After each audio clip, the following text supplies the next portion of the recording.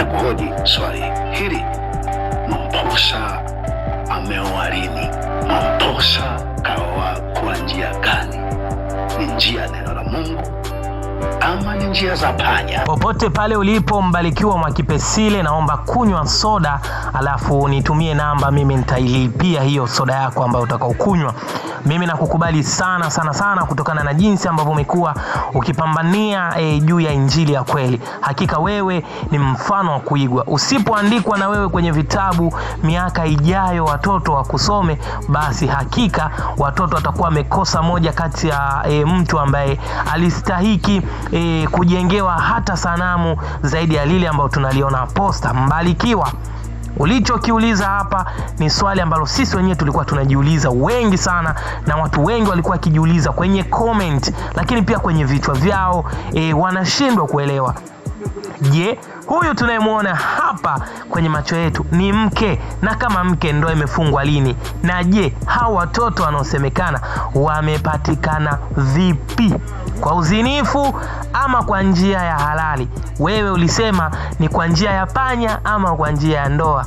Hili swali wengi wanajiuliza hivyo na nashindwa kupata jibu. Mbarikiwa, popote ulipo, hakika acha tu nikupe kongole zako. Hakika maua yako bwana, acha tu tukupe ukiwa mzima uyanuse, ili ujue harufu ya maua yako kabla hujachukuliwa. Hakika mimi nakukubali sana kwa hoja zako na masuala yako ambayo umekuwa ukituletea. Hakika natamani kuwa karibu na wewe ili nijifunze vitu vingi sana, kwani umekuwa ni mtu unayepigania haki sana. Hili swala la Mwamposa, naamini kwamba kuna kitu ulikiona hakiko sawa, na haukuangalia kwamba Mwamposa ni mtu aina gani, ana ukubwa gani, ana wafuasi wangapi, ila wewe umeangalia neno linasema nini na kipi kilichopo nyuma. Natumaini utakuwa unielewi kama sitakuwekea hii clip ya Mbarikiwa. Hebu isikilize hii clip, halafu naamini kwenye kinywa chako, moyo wako, akili yako na kila sekta ya mwili wako itakuwa inaelewa mimi na maanisha nini. Kwa hiyo Biblia iliandika maisha ya watu ili sisi tujifunze. Maisha ya watu mengine ilikuta wameandika kwenye mawe. Kwa hiyo hiki kinachopostiwa kwenye mitandao, ukiposti ni ili watu wajifunze.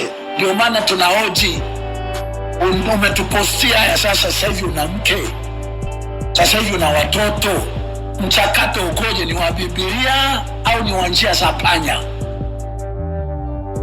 Tunahoji kwa sababu hii mitandao ndio kama waliweka kwenye maandishi, waliweka kwenye mawe. Hii mitandao ni habari ambazo zinatakiwa sasa zichambuliwe, zina faida kiasi gani ama zina hasara kiasi gani.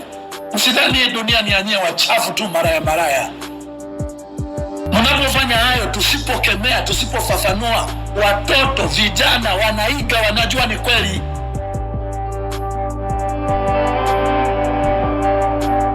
Wanajua haya ndo imani, ndo binadamu, ndo ucha Mungu.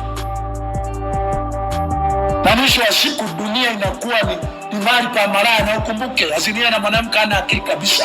Ujasiri wa wahubiri kutokemea uovu unaofanywa sasa hivi na mamlaka na watawala ni kwa sababu yote ni michafu. Na mwisho wa siku hata tukinuka wengine kwanza kukemea, ndio maana tunashambuliwa na kila watu.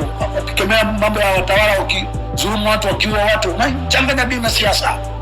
Kwa sababu hakuna mengi inajiita mihubiri, lakini na yenyewe inajua na mambo mengi machafu inafanya. Kwa maana mnashinda kutofautisha mtu wa Mungu ni nani, mtu wa Mungu anatakiwa kuwaje. Sasa tunaanza kusafisha kwanza ndani unakoitwa kwa Wakristo, unaitwa wahubiri, unaitwa mcha Mungu. Wewe lazima tukunyoshe, tutakunyosha kwa sauti itakayofanyika. Yaani unaona tu kabisa machafu yako. Kama utaki kuweka wazi mambo yako, kaa nayo yote, lakini ukituletea mojawapo tunaanza na hilo, tunaanza na hicho kwamba nyuma hiki kimetokeaje, kimekuaje hapa.